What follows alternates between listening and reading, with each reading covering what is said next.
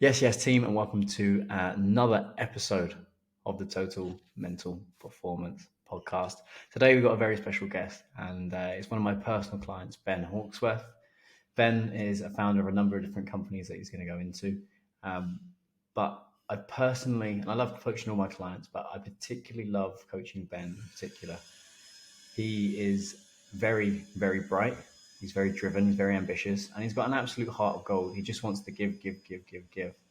But what can happen with people that are very ambitious and very bright, particularly if they're neurodiverse, is they can become their own worst enemies. So they can do the things that no one else can do, but at the same time, that can then trip them up. And coaching him has been so exciting. And just looking at the future that he's building now and the trajectory that he's on is absolutely incredible. So Ben, mate, welcome to the Total Mental Performance Podcast.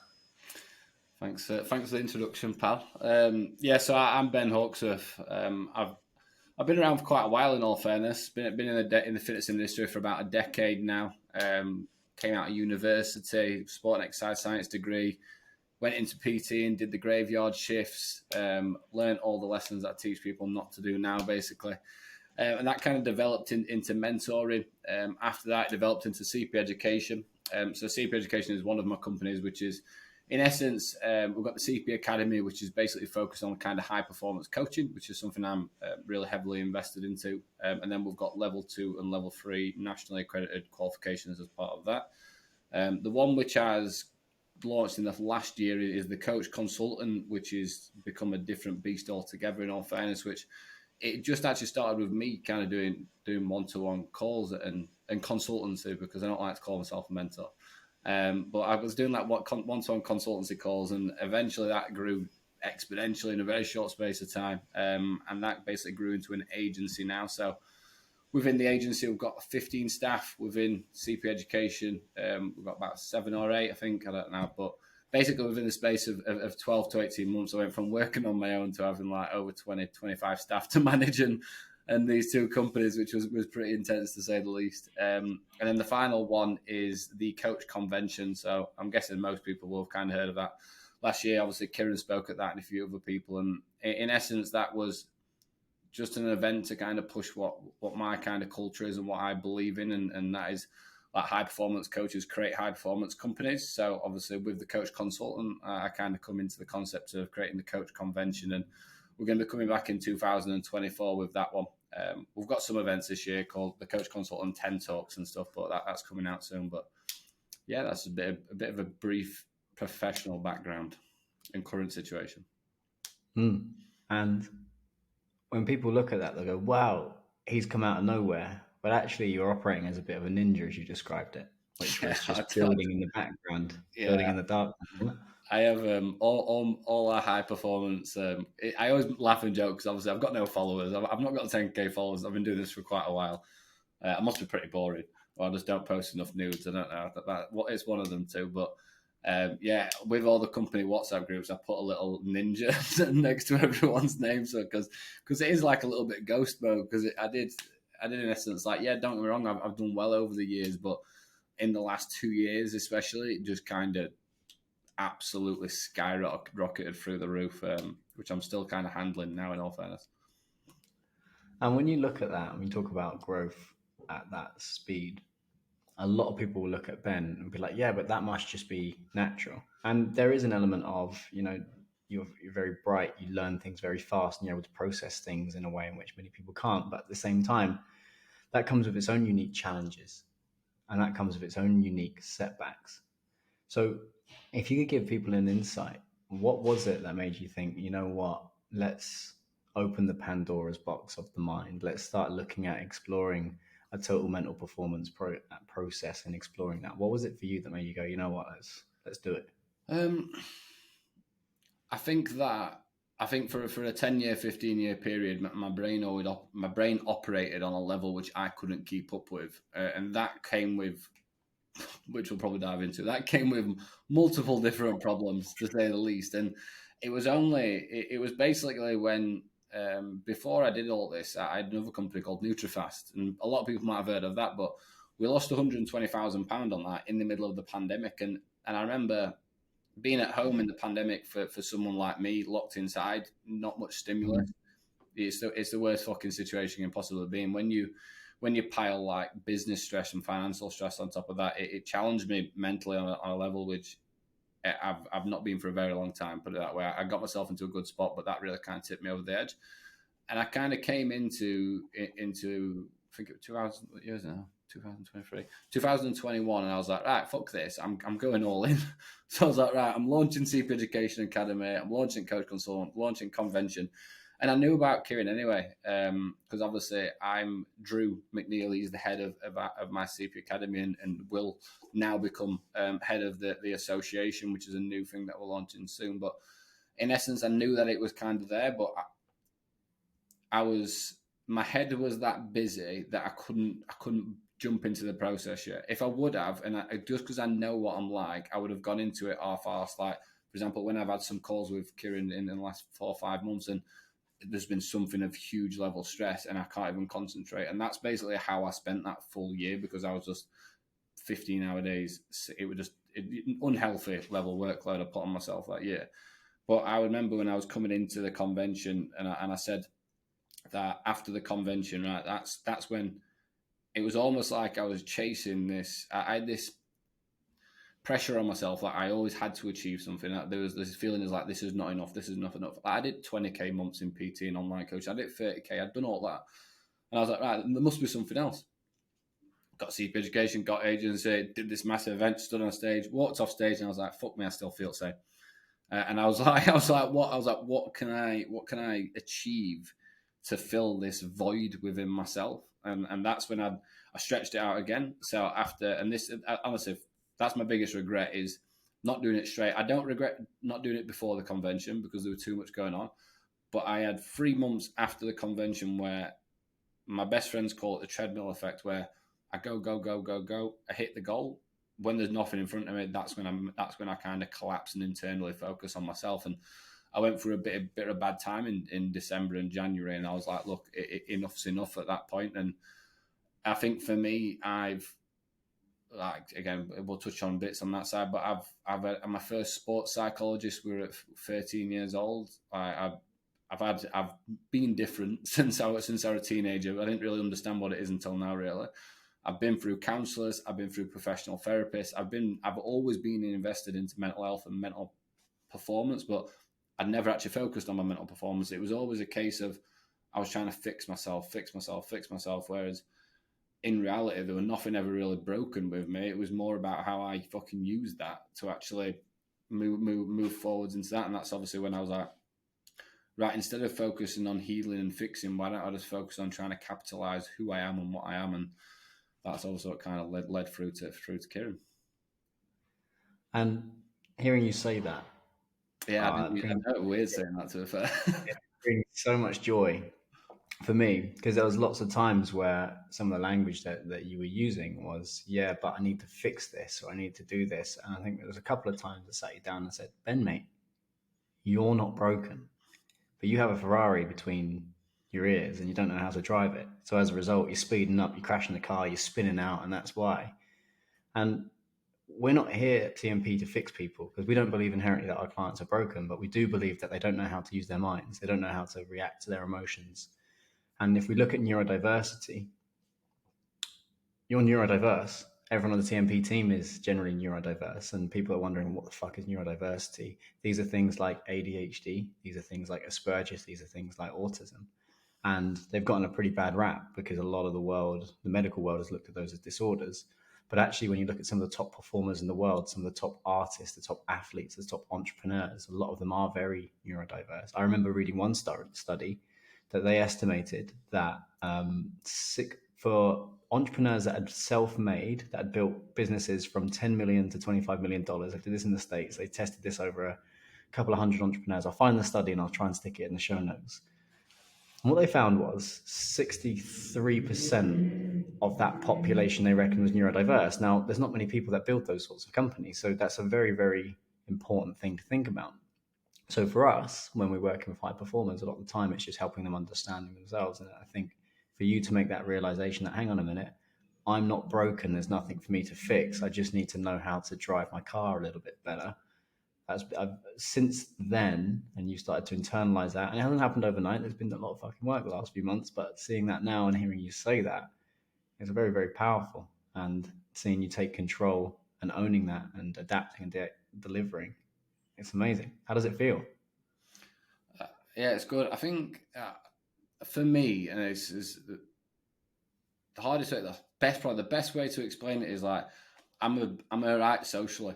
I can go on and and everyone knows me. I can go out and have a great party. I can go out and have a good laugh. Like I can also, so people come into the office, I can have a good personality, but that's taken me like years to get to that point. And it's like I was always like thinking, am I autistic? Like, I know that I walk outside or I walk into a room, or for example, I walk into a train station and I'm not just focusing on my phone. I'm literally analyzing every single person, the thoughts, their emotions, how they're acting, the vibrations, and that's how my head feels. And for me, it's like I emitted that level of focus and energy into work.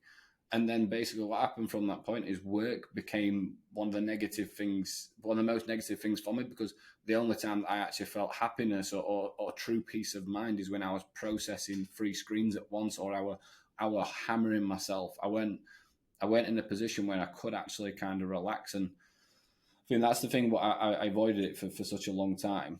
And I knew, like, my God, for every single client who watches this, every single friend, every single whoever watches this, they'll turn around and go, yeah, Ben's autistic. And I was just like, no, I'm not.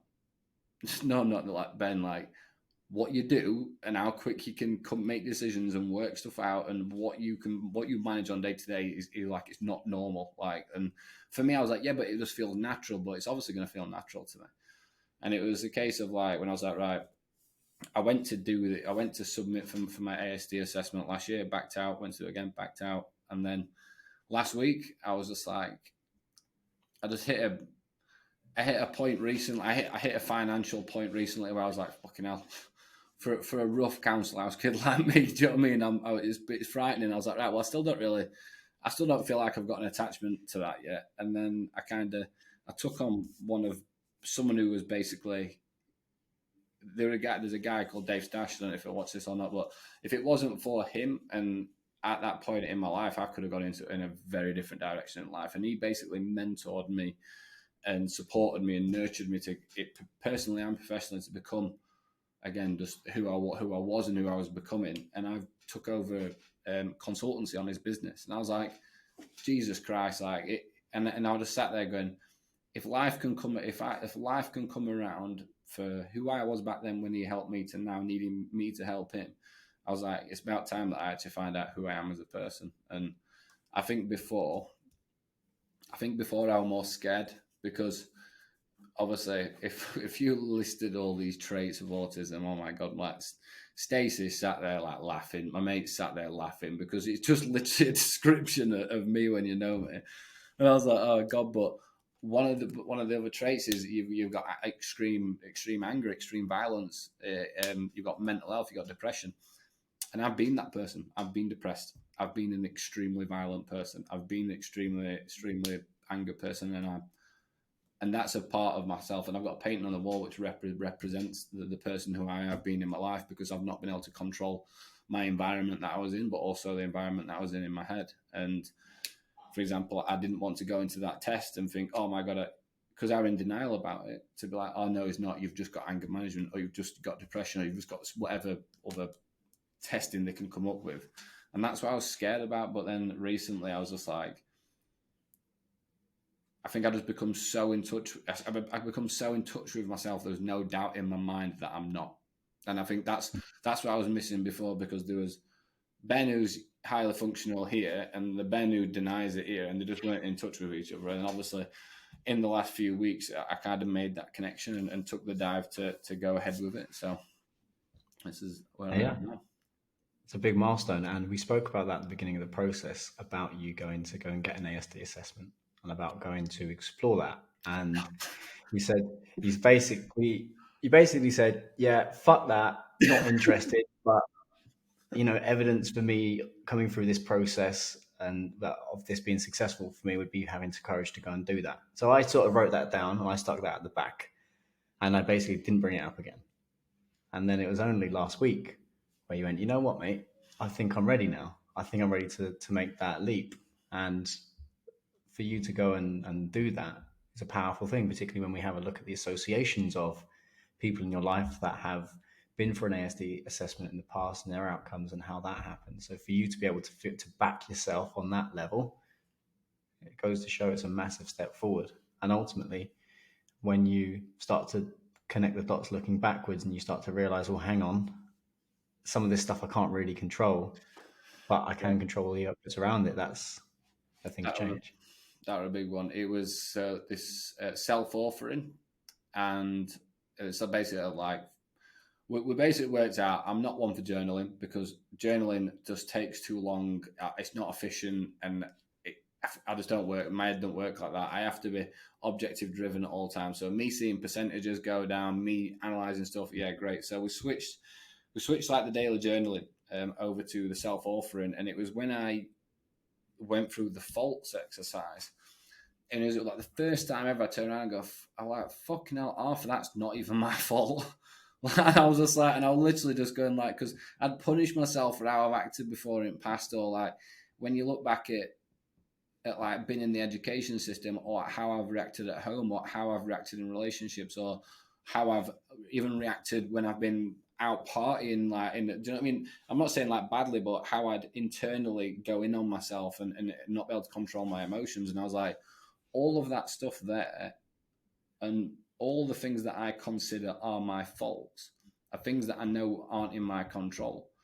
And then when I went over my future self-authoring, and I was like, Jesus Christ, every single thing that I'm wanting to write for my future, I'm now currently doing. And that was like a big realization for me. I was like, geez, I'm ticking all the boxes, and I'm not blaming myself for faults that I can't control. And I think that's the biggest thing. You have got Ben here who people might see as like, yeah, I've achieved this and I've had this level of success and you have this money, but people who really know me, I don't give a shit about that. I don't care about it. It's like, it's the meaning and the experience behind it. But I could never truly buy into the experience of what I was doing because I was so attached to this person who I used to be, or I felt was a part of me. And like when we were going through that initial process before him, and I've got these paintings on my wall. I could spin my camera around actually. I've got paintings on my wall. I've got like the blue, which is basically me, and then you've got like that and I bought them paintings when I started working with Karen because I was like, I want something to remind myself of who I am, because I originally, and there's still parts of me now which think that red and that explosion is me, but that is part of me which is positive because that gives me my fight. But it's when I'm in my natural flow state, which when I perform best. And there's been a few times recently where I've hit like extreme level of flow state and clarity, real like clarity with my thinking, and made some really big decisions, and they've like paid off like exponentially straight away. Think about the emotions, particularly at the beginning of the process, that were getting in the way of flow state. Because there's a hell of a lot of emotion coming up back then, a hell of a lot of limiting beliefs that were stopping you from pulling the trigger and just going, bring it on. Emotions, it was like most of it surrounded around performance anxiety. So like what you've got to take into account with me is I'm working with legit ridiculous level high performance people. Like it's not one of them ones where like, yeah, you give someone a little bit of advice and they hit the 10 20k months. I'm talking way beyond that. And it's not about coming in and giving basic advice, because they've got basic advice, and that's why they've got to where they are. So in my role, and especially within my team, I have to perform, and I have to be in a position of innovative thinking. So what does this company need? What sequential problem solving? How can I analyze their needs analysis now compared to where they're moving forwards? And there were some times where I would be that obsessed with having to perform for a client that it would absolutely ruin me. Because one thing you got to take into account is not all relationships work, not all accounts work. I'm not one of them business mentors or consultants, what you want to call me, where I'm coming in and going, right, yeah, every single one of my clients are killing it and they're doing this, because that's not how business works. But you can bet your house on it that I'm doing everything in my power to make sure that they are. And for me, I can promote the people who are doing well all the time and stuff on that side, but say, for example, something's not sticking or something's not working, I used to really take that personally because it was my name, my reputation, and my advice. But it's the same as anything. If you do the right things over a certain period of time, you have the right type of strategy, you have the right type of support system, then that level of momentum picks up and you start generating exactly what you want to be doing with the goal. And that's basically where I've got to. I've built up momentum and built forwards, but performance anxiety was something where it ruined me. I had to be. If I had a weekend out drinking and I weren't on top form on Monday, I'd ruin myself all day Monday. If I were ill and I couldn't perform, I'd mentally ruin myself. If one little thing went wrong and if I had some plans and it changed, which is autistic, but if I had some plans and it changed, that'd absolutely throw me because I'm not performing in terms of the thing what I've got planned in place. And like for example, it's hard because this is my clients don't see this or feel it. It's just how I feel. So it's like I'm always the same with all clients. It's always objective driven. It's still personal at the same time. But for me, there's been times where like I've buried myself for no reason, whether it's my personal life, professional life, and that was the kind of the hardest thing to overcome because I was trying to push, and that level of anxiety was matched with you have to do more because you're not enough. And I was like, right, sound. And I was doing last year I was doing 60 to 70 hours call time a week, and the people might think I'm over exaggerating with that. I swear on my life, I was. You weren't. You show me your. You show. I used to. In fact, I remember one session. I said, "Pull me up your Google Calendar, please, mate." And you showed me this, and I just said, "That's not effective, mate. That's not effective." Yeah, yeah, but I've got to do it. Yeah, yeah, I get it. But what you're showing me is not conducive for peak performance, and your self-talk at that time of your life, Yeah. fucking hell, it's completely different to how it is now.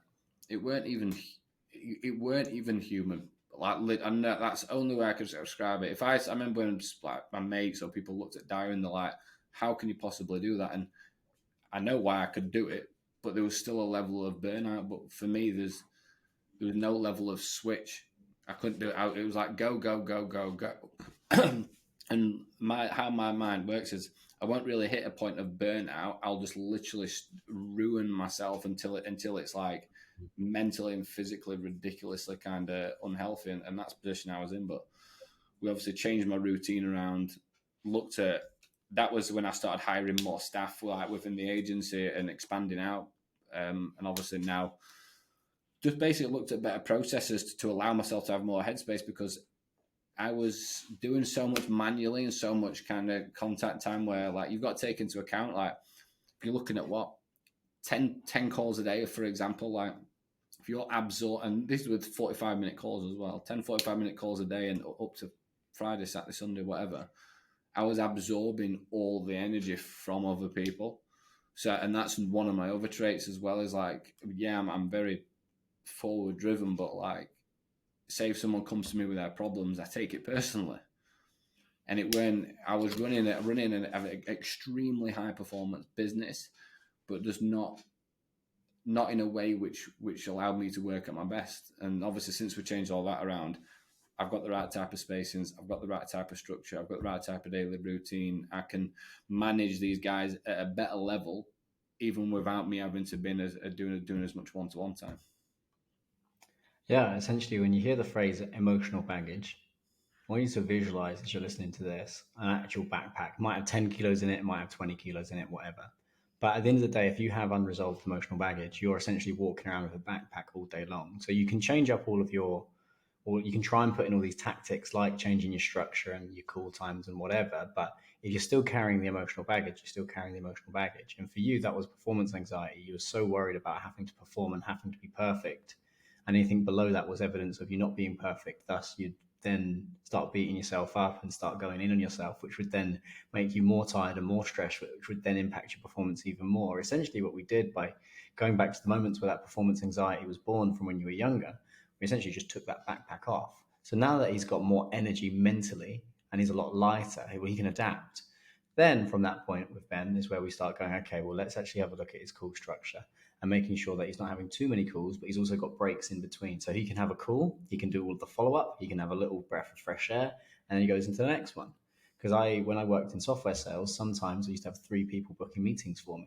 So I'd be on back to back to back to back to back. I'd be fucked the whole time. So I learned this a long time ago in the corporate world, that there's only so many calls that you can take, because there's 2 parts of a call. One part is the emotional toil of being with another human being on the other end of the line. The second part is the intellectual side of, okay, well, how am I going to run this? How are we going to solve this problem? How are we going to do this? And if you're doing 10 45-minute calls a day, you were just fucked. And by creating that space and taking those emotional backpacks off, all of a sudden you've got time to think. You've got more energy to solve puzzles. And really, I think since it's been a process of just taking those backpacks off whilst putting in those rules insofar as your weekly structure, your times, how many calls you take and follow that up, that's really where we're starting to see that hockey stick performance growth, you know?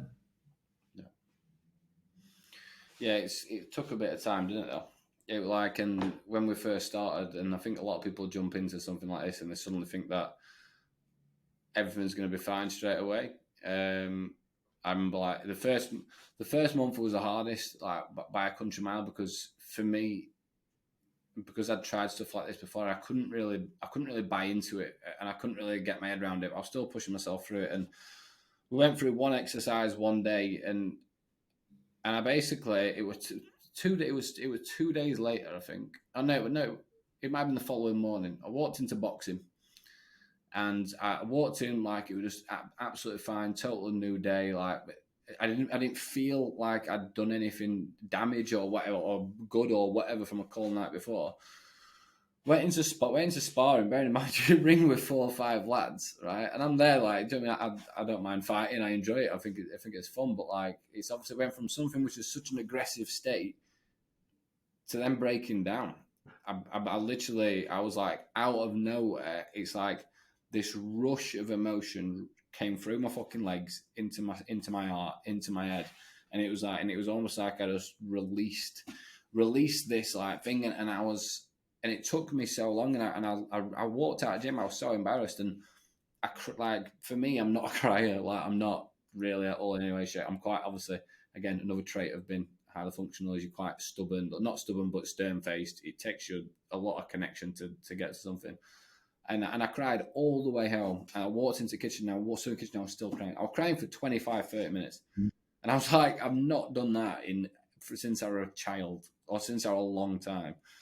And I was like, I went into a hole after that for about 2 or 3 days. But I think for a normal person in that situation who might be in a different position to where it was, that would have been a good release for them. But for me, that was like so negative that I'd allowed myself to do that. So then I internally went in on myself, and this lasted 2-3 days. And I used to go through this. I used to go through periods where I black out. You call it blackout, where the level of stimulus and how I felt would detach myself from myself, and I would just go into a hole of depression. Like for this is quite a freaking thing. What used to happen, like this was in the period of my life.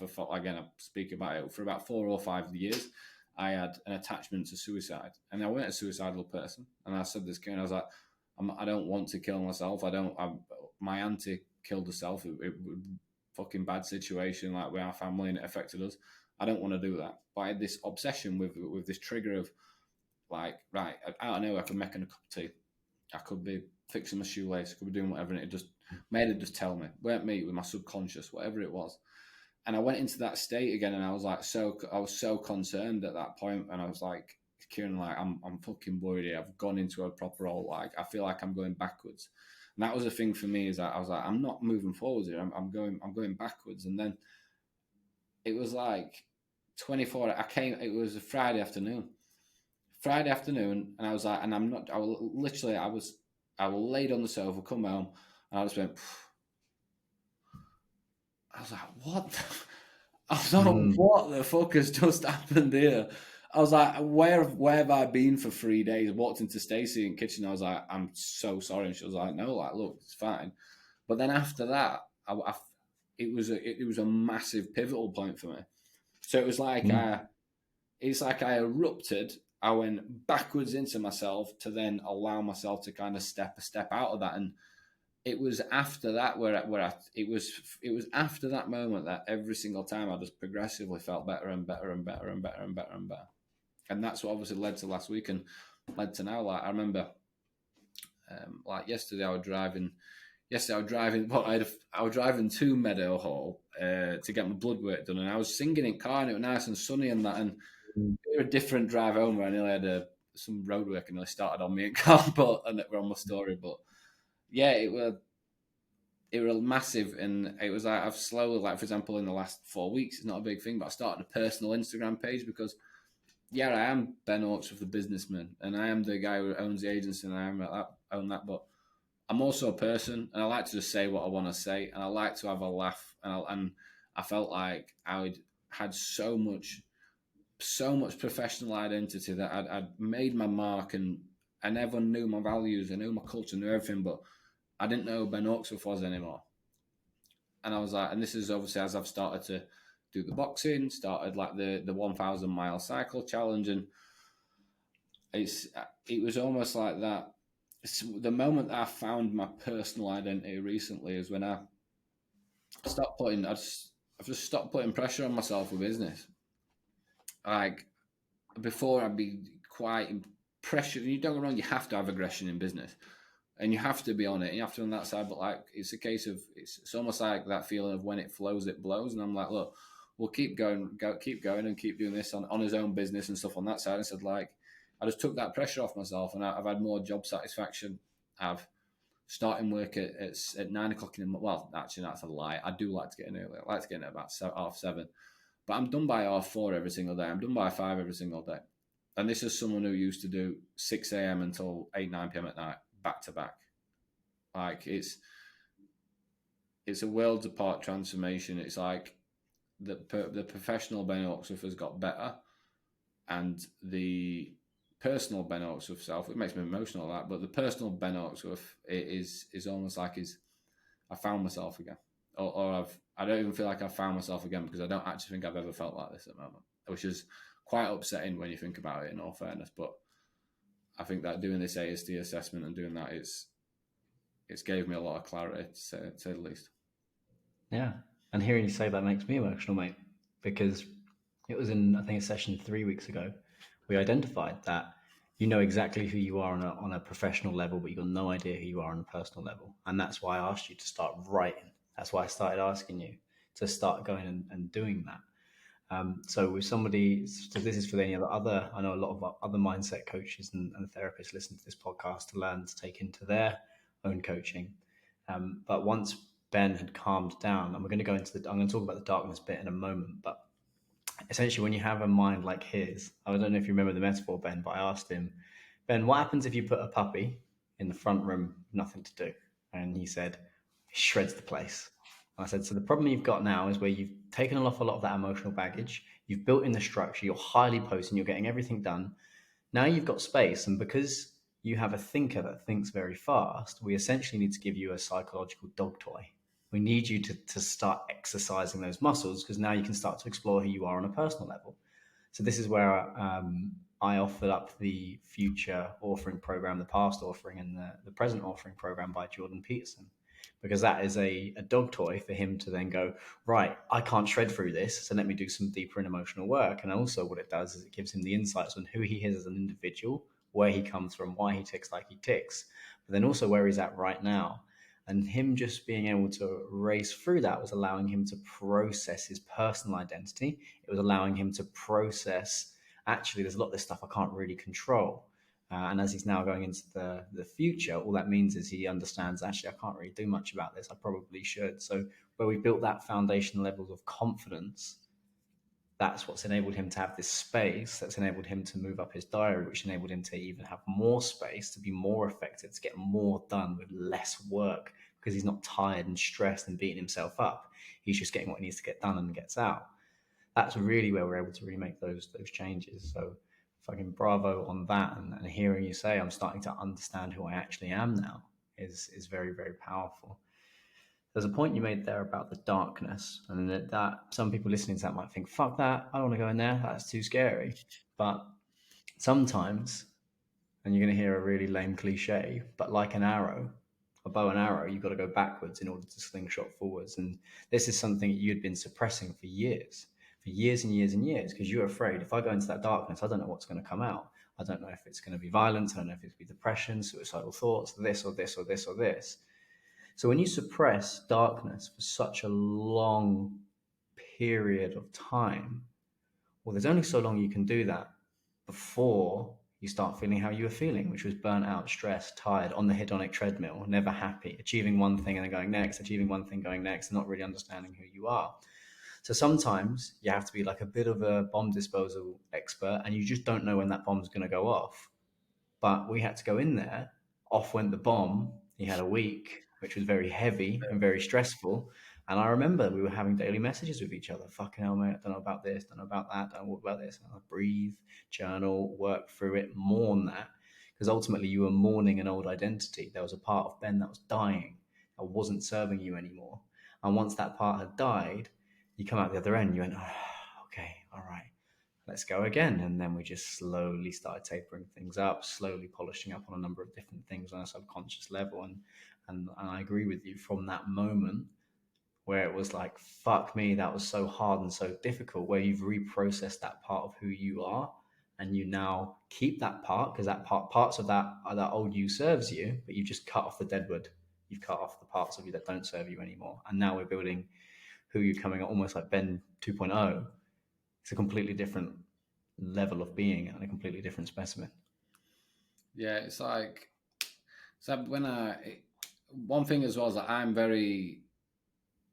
like humor. I'm similar to Kieran. I like humor. I think like humor can get you through like the worst situations in the world. And it's like, since I started accepting myself more, like my mates or Stacey or Rob or everyone, they start taking piss out of me more about it, and I'm like, that feels more open to me. If someone's joking about it, it's open. It's when it's like a little bit, oh, like you shouldn't be saying that type thing. And I think the one thing that I struggled with before is that I couldn't really speak. I felt like I couldn't speak about it because I'm not accepted it to myself. But like I almost like, part of me just wanted to scream out, going like, I can't express how like it's so hard. It's again, if you're not like this, for example, it's so hard to explain like just how exhausting it is. Like it is, it's like your brain been on a fucking low carb diet, doing sprints all the time, unless you absolutely obsessively train it. And it's taken me 15 years.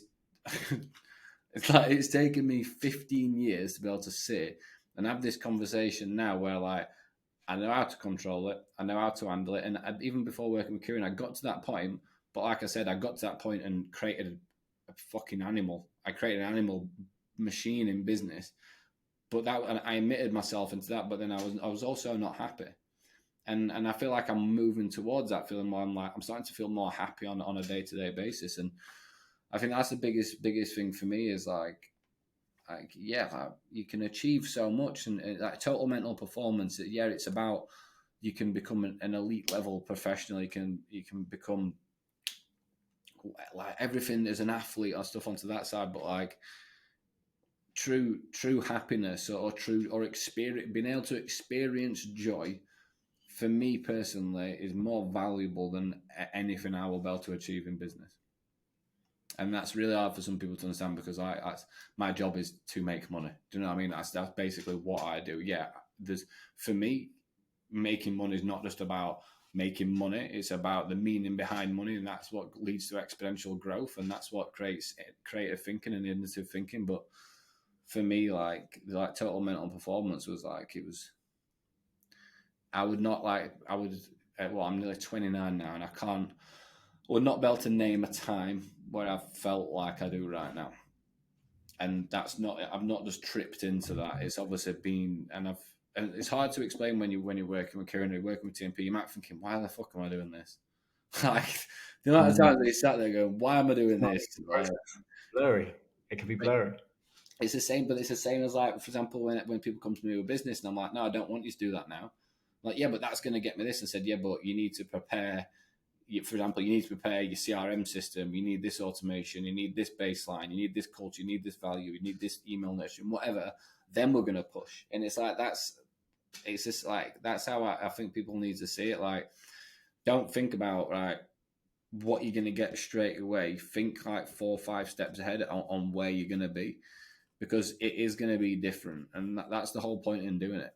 And for me, that's why, like I said, I could have felt like this 3 months ago if I'd probably done it after the convention. But I also think that you've got to be in the right mental position to actually go into it. But if you feel like you're in that right mental position, my God, don't fuck about with it. Do you know what I mean? Just literally put yourself into it, because I had to do that. Mine wasn't a right, I'm going to pay this and I'm going to suddenly do it. Mine was like a, oh God, like work my way into it. And it were only, you're talking probably 10 weeks, probably 10 weeks after starting, I was like, right, I'm stuff starting to click. Like for some people, it might be first meeting. For some people, it might be last. For some people, you might do this work, and then it might be after the program down the line where it suddenly clicks. But I can promise you that it's one of the best investments that I've made in myself. I know that ever. And ultimately, getting to a place, there's a number of points to unpack there where you're talking about joy, and something we talk about not consciously, I don't call it this, but something that internally with the team, we talk about joy optimization. How can we optimize for joy? Because if you're somebody that's very meaning and purpose led, you're not going to be interested in boring stuff. You're just not going to do it. So you have to be experiencing joy on a daily level. I showed with Ben the other day. He was actually quite shocked, but I'm an absolute ridiculous Arsenal fan, like to the point I collect shirts. Anybody wants to buy me a present, just buy me Arsenal tickets. That's all I give a shit about. Like, it's ridiculous, but I've read all the biographies about Arsene Wenger. And one thing that Arsene Wenger's philosophy, the best manager ever to grace the Premier League, in my opinion, biased, and the best manager that Arsenal Football Club have ever had. But he said this: it's not enough to just win, but to win beautifully. It's not Yeah. just enough to win, but to win beautifully. And for us, winning beautifully is doing work that you absolutely fucking love, experiencing joy on a daily basis, enjoying the puzzles that you get to solve, being surrounded by people that you absolutely love and respect and admire and you want to be around, people that level you up, people that give you unconditional love and back you no matter what, and get really well paid while you're doing that. That for us is winning beautifully. And for me to see you now experiencing joy, to see you now loving the work that you're doing and making those big shifts, it's just great to see, you know. Yeah, it is. We're in a good spot now. I feel like this is almost like, I think I said this on the call last time. I was like, every time I achieve something, or every time I work towards something, I think, right, I'm going to move further up that ladder. I'm like, imagine you've got ladder here and you've got ladder there, and I'm like, all right, I've got to that. I'm at this point now, but it's like now I don't feel like I'm at middle ladder. I'm starting another ladder, and I'm starting another ladder. I'm starting another ladder, and I'm not worried about having to get to the top, because it's like every when I was speaking to Dave earlier, the guy who I'm helping with his business and my mentor, and we went to Johannesburg 4 years ago, and sent them pictures, and I was like, oh my God, like, it's as if that were 4 years ago, and I was like, Jesus Christ, I feel like it was 6, 7, 8 years ago, because so much has happened in that 4 years, so much, and I'm like, couldn't even believe the concept of time, and I was like, that was only me at 24. I was like, what? And I think that's sometimes something what you need to do sometimes is think like, rather than just constantly looking, going, right, what do you need to achieve moving forward? Be present in the moment and look how far you've come, because everything is progression. For me now, if I look back at who I was 4 or 5 months ago, I know that I'm not out of the book. I'm not out of the thing yet. I need to do a lot of work still, and maintenance is as hard as fixing something in the first place, without question. But I'm more confident to actually apply myself and do that, and I'm not concerned about like performance anxiety. I'm not worried about like I have to be perfect all of the time.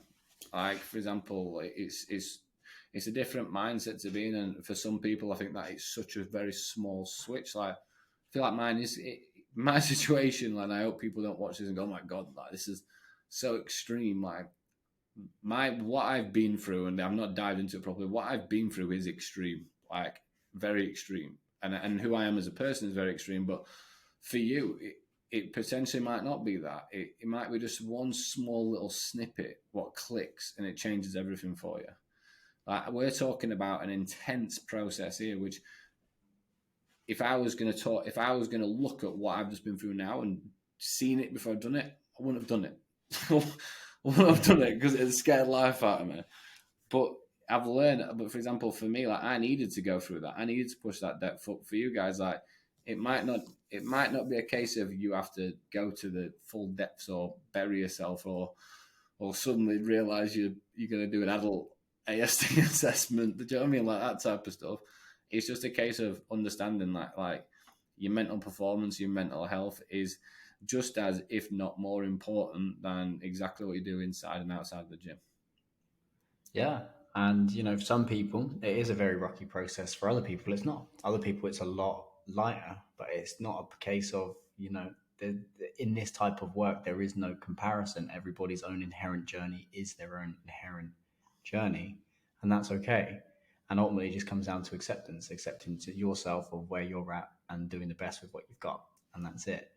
And what that process looks like. Because one thing I realized, one of my friends held up a mirror to me, and he said, when I land on the TMP page, and this is something maybe you can help with, Ben, when you land on the TMP page, I don't know what the fuck I get, and I don't know how it works. And I looked at it and I went, yeah, no, you're right.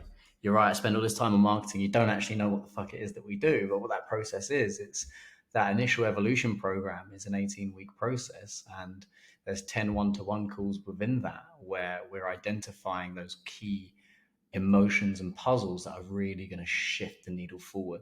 And it's through speaking one-to-one with the mental performance coach, understanding the areas from your past that you're still holding on to that you need to let go of. It's the daily conversation that you can have with us on WhatsApp. If you get stuck, you can raise your hand and say, I'm a bit stuck. What do I do? And it's all of the journaling and the process and the reading and the homework in between. So at the end of that 4.5 months, you look back at that person you were at the beginning, you almost don't even recognize them. You're like, whoa, was that really how I used to think? Was that really how I used to feel, how I used to perform? And that's what that process really looks like. And, you've been through the ringer, you've done the hard yards. And as a result, you're now there. But like you said, the next phase of Ben's development now is maintaining this. Because it's all well and good and this isn't a level of perfection around maintenance, because whether you like it or not, mate, when you're driving a Ferrari with the mind that you have, you're going to crash the car every now and then. But the difference being it's your ability to get back in the car and start driving again and start getting back to peak performance without that same level of old self-deprecation and destroying yourself and going in on yourself. And now your ability to get back on there much faster, that's really where you look at real elite world-class performance. They're able to make mistakes, get knocked off the horse, but get back on the horse and learn from that and move forward much faster. And really now that's what we're looking at. We're understanding all the inputs of what needs to happen in order to keep you in this space. If you get knocked off because your inputs aren't there, being at peace with that and going, you know what, I'm not firing at the minute because I had a big night out, or I've been traveling, or I've been doing this, and that's okay. But it's going to take me a little bit of time to get back on the horse and off I go, versus I'm not performing, I'm not where I am, should, pressure, stress. And this is where we talk about our number one company value, be water. We adapt, we create, we deliver. And you're now developing a mind that's like water. So instead of it going, what's wrong with me? You're going, what did I expect? Of course this was going to happen. All right, how do I move forward? And that's really the one of the big keys at achieving total mental performance. Yeah, definitely. Well, I think I've had that in the last week, for example. I've made some really big decisions, and it was almost like I'd subconsciously thought about these decisions for such a while. Like when it comes to like the forefront of my conscious mind, I was like bang, bang, bang, and I was like, Jesus Christ! And it was like after that where like my staff and teams were like, fucking hell, that works, doesn't it? And I was like, yeah, really does. But it's for me, it's like knowing I've got little things. For example, I'm going to Copenhagen Friday, Saturday, Sunday with Stacey. I've got the weekend after that is probably about 200 miles on the bike. But then the weekend after that, I'm in Barcelona with my two mates, and for me, it's like, to be fair, I've not been that good to myself in the first quarter of 2023 because I've had a trip to Dubai, but that was intense 2 weeks work. For me, like one thing I've realized is like as much as I'm obsessed with daily routine and I like doing, and I mean, you're talking like if someone narrated me and come around with a camera on a day-to-day basis to just laugh, like even how I open my computer screens, what I put in certain places, like the timings in which I like to try and stick to. But at the same time as that almost, because it's a repetition of the same stuff over and over and over and over again, I get to a point where it's not enough. So like having these little trips, it's like that little bit of experience where I can take in different stimulus. I can experience new things. And like, for example, that's why I feel good, because like, yeah, you might be stressed with work, but I've got that weekend to look forward to. Might be stressed with work, but I've got that to do. Do you know what I mean? That's the biggest thing for me, is like, I know what my training life is, my nutrition. Like that's at the moment, I spent a lot of my life being an athlete. When I started business 4 or 5 years ago, and that, Jesus Christ, I've gone other direction.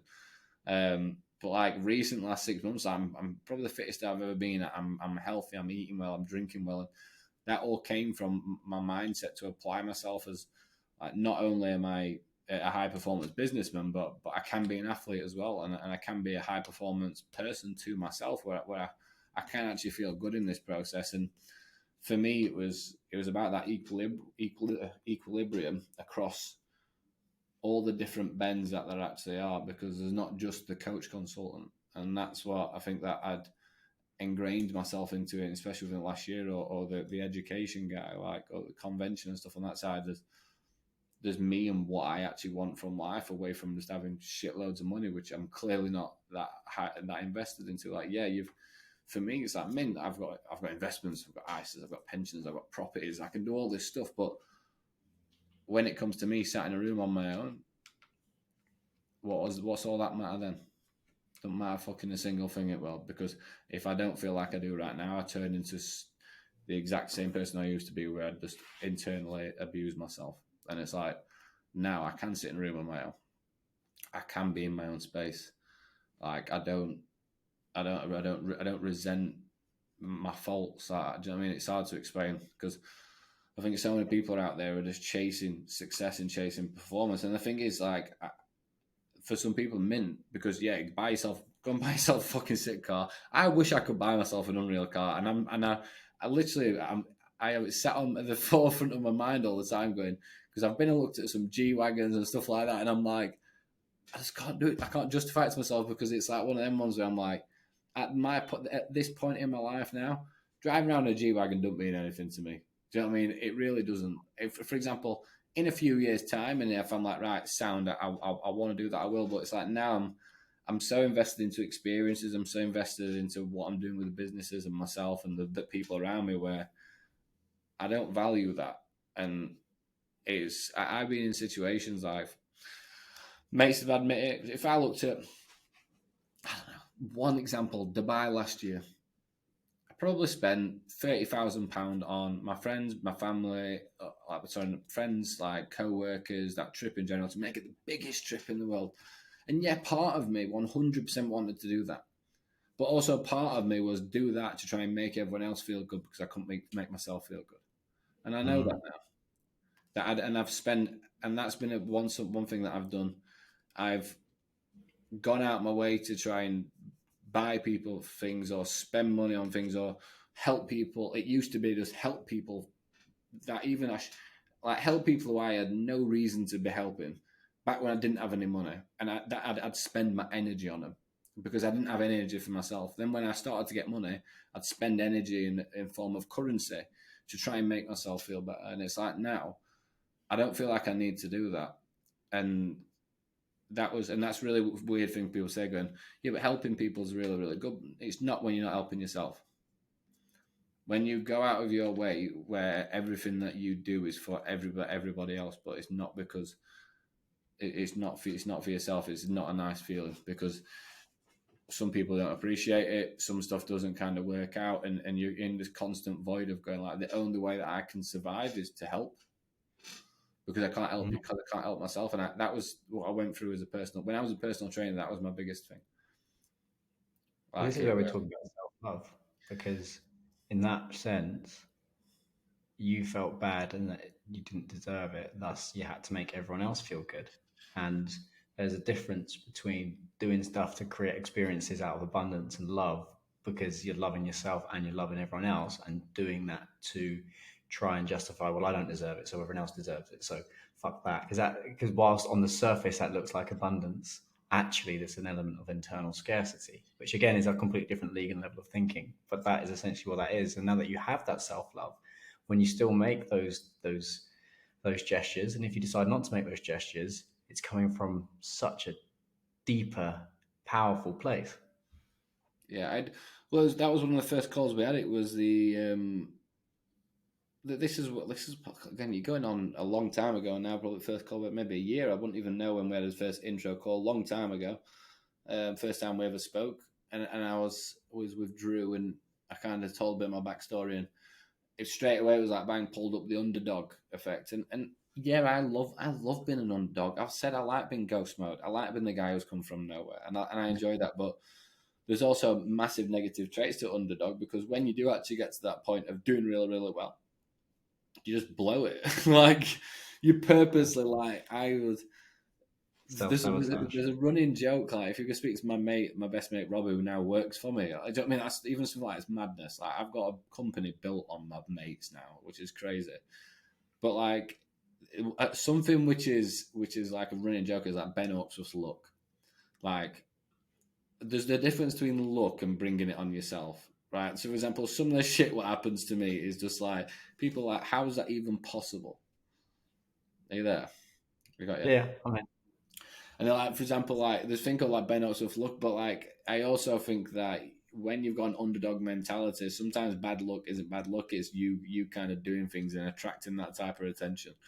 And that's what I used to be like. And don't get me wrong, I still have bad luck now, but I think it's just because I've got a lot of moving parts.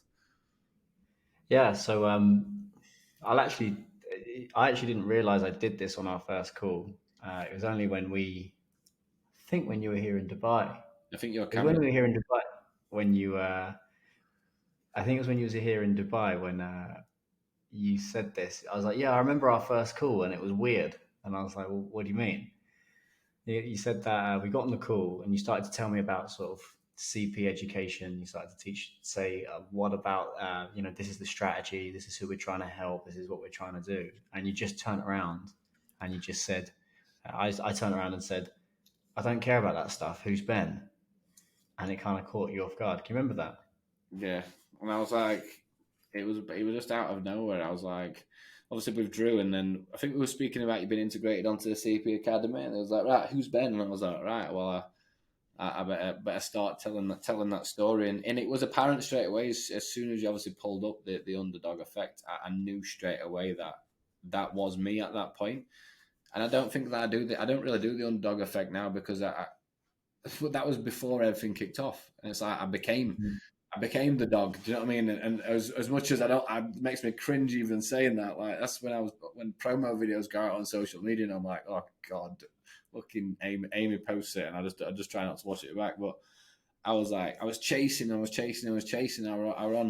on the heels of, I don't even know who I'm on the heels of, but on the heels of what I want to be. And then when I became when I became who I wanted to be, and then it was moving on to the next phase and the next phase. And it's like, now I've got more to work on with business. I've got more to work on with being an athlete. Like, there's so much more to kind of come. And I'd have never really been thinking on that before. I'd just been constantly stuck in the moment all the time, going, right, what do I need to do today? Or what problem is there? Or what I need to solve? Like, rather than just thinking, right, forward thinking, because I'm mint at forward planning with business. I can fix and solve a business in minutes.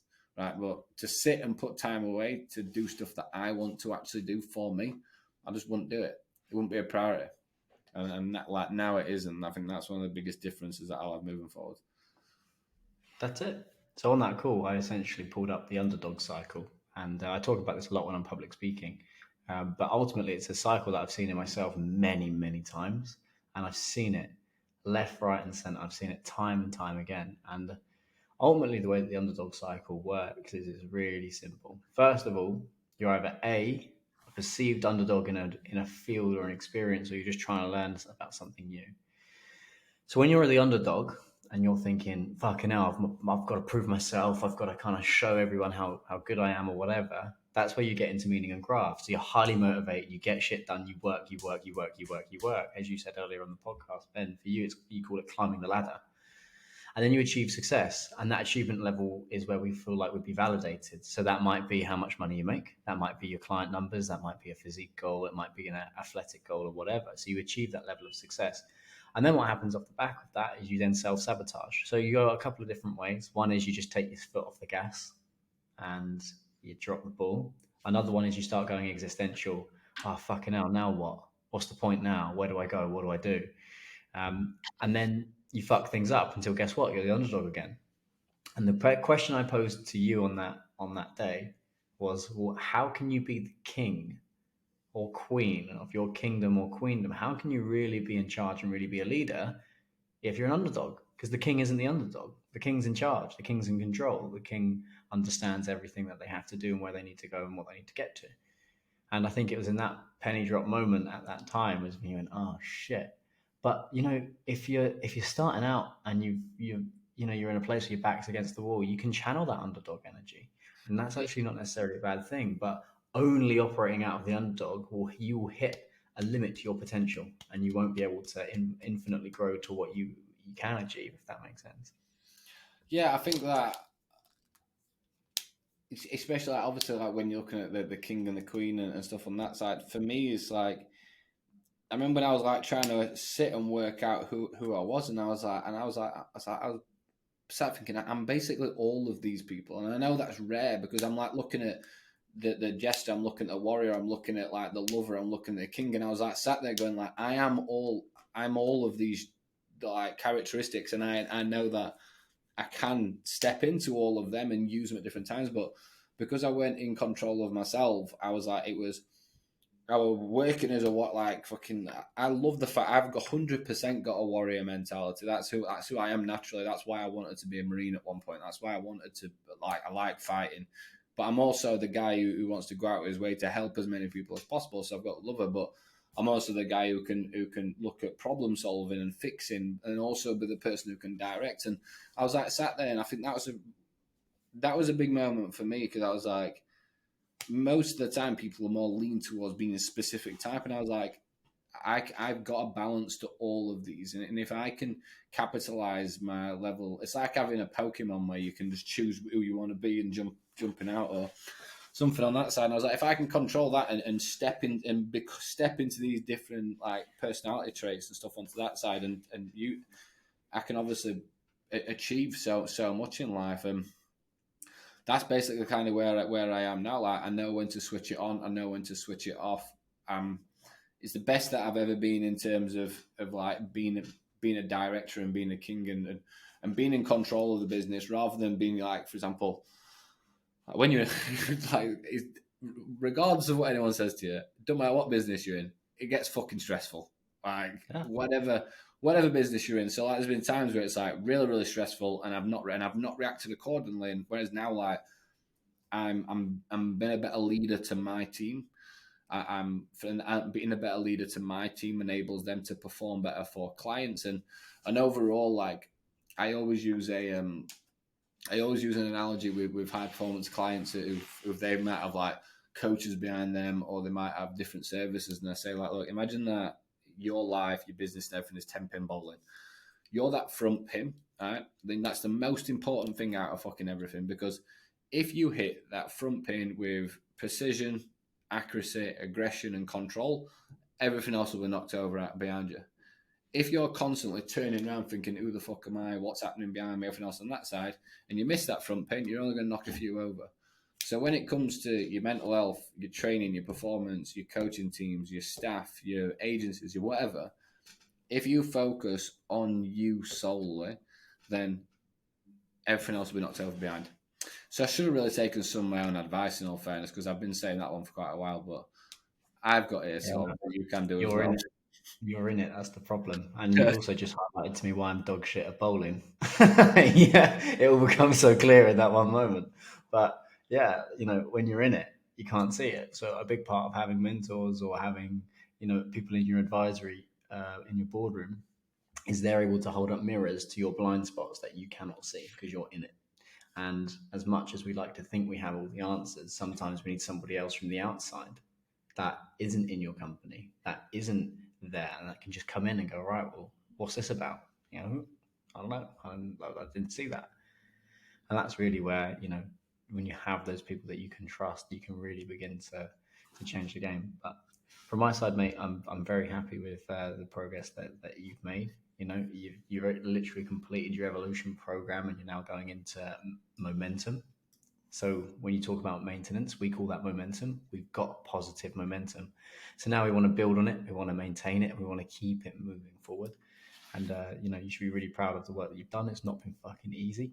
And, there's still a lot to go. This is now, we're teaching you, we've got the plane off the runway. We're now teaching you how to fly the plane optimally. How we can even get going faster and faster and faster to the destination. So a huge well done. I've got one final question. If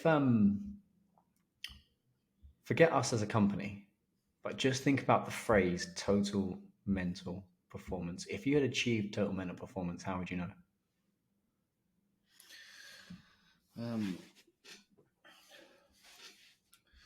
Total mental performance to me is being a warrior in controlled flow at the same time. It's basically like what's the word what I always say for my when I go like full tilt, like do you not I can't remember what it's called. We had a word for it where it's like a master flow. Can you remember that, Kit?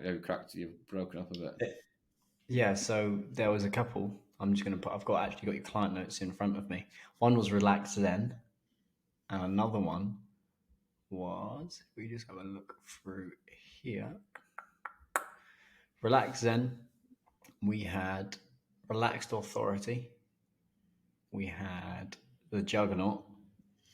Yeah, the juggernaut. That's what I'm thinking about. Where they were like almost like where I was. I can't remember the word for it. Like something along Fighting flow.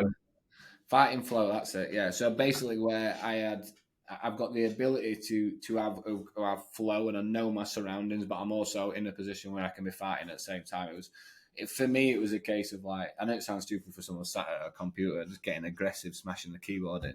But like sometimes, like when, say for example, if you've got an 8-hour day, like if I hit a fighting flow state, then there's no distractions. There's nothing that can come in and pull me away from it. I'm really systematic. That's probably the best way I can describe it. Total mental performance is systematic. It's controlled. I'm taking into consideration multiple different contexts and making the right decisions. And the belief statement behind that state, because what we were doing there, if people are wondering what are they on about, I was isolating our peak performance state for Ben, because we all know how peak performance feels, and it feels different for everyone. And he said, well, I'd call that fighting flow. It feels like I'm in a juggernaut power suit. And the belief system that was underneath that, and you're really embodying this belief system. You might not remember this, but it was, I asked you, well, what does the Ben that operates in fighting flow, how does he operate? And you told me, you looked me dead in the eye, you didn't even hesitate. I am unbreakable momentum because I'm in my fighting flow, and that means I'll reach my objective. And if you look at how you're operating now,